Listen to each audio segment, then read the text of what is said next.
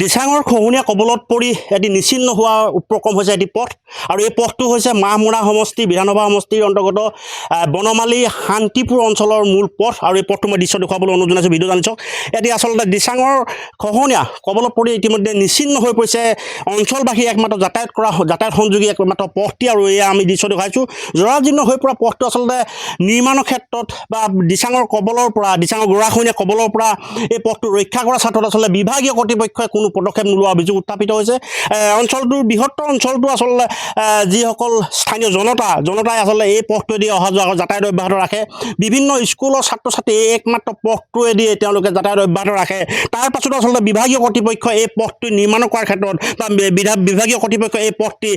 মেৰামতি কৰাৰ ক্ষেত্ৰত উন্নত মানদণ্ডৰে নিৰ্মাণ কৰাৰ ক্ষেত্ৰত আচলতে কোনো পদক্ষেপ নোলোৱা অভিযোগ উত্থাপিত হৈছে মূলত স্থানীয় জনতা আছে মই আপোনাৰ ওচৰলৈ আহিছোঁ যিটো সময়ত আচলতে বিভাগীয় কৰ্তৃপক্ষই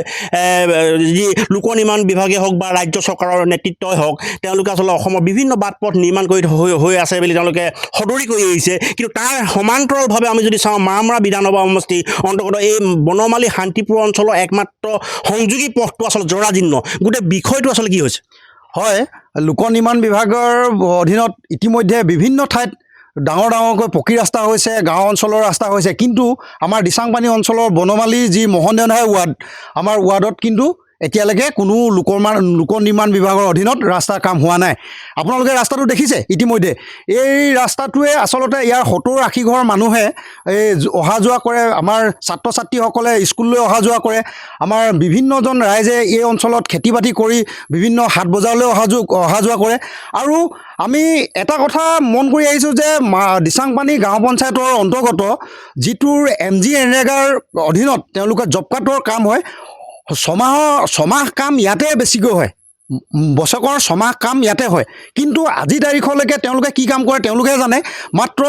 ইয়াত আজি তাৰিখত অকল মাটি কাম হোৱা দেখোঁ কিন্তু আজি তাৰিখত শিলগুটি এটা পৰা দেখা নাই আমি ৰাস্তাত সেইকাৰণে আমি দাবী জনাইছোঁ যে তেওঁলোকে অলপ বিভাগীয় কৰ্তৃপক্ষসকলে অকণমান নিৰবিচ্ছিন্নভাৱে তেওঁলোকে চোৱা চিতা কৰি অলপ গাঁও পঞ্চায়তৰ সভাপতি হওক বা তেওঁলোকৰ বিভিন্ন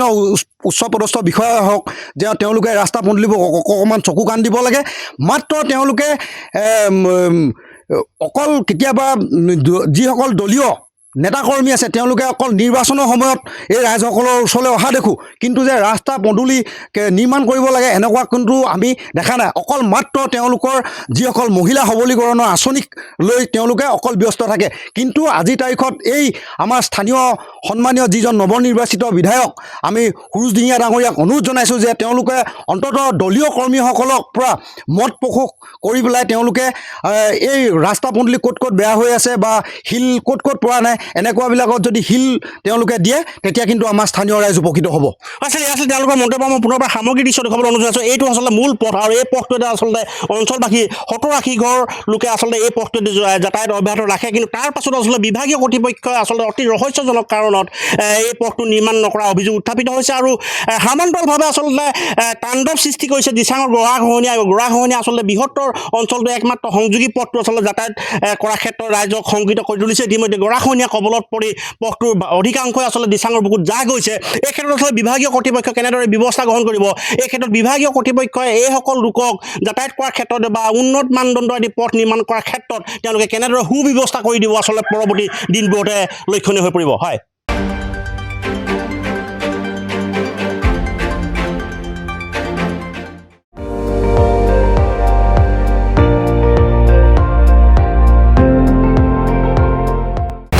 আপুনি চাই আছে ND24 সৰ্বশ্ৰেষ্ঠ নহয় সৰ্বোত্তমৰ দৌৰত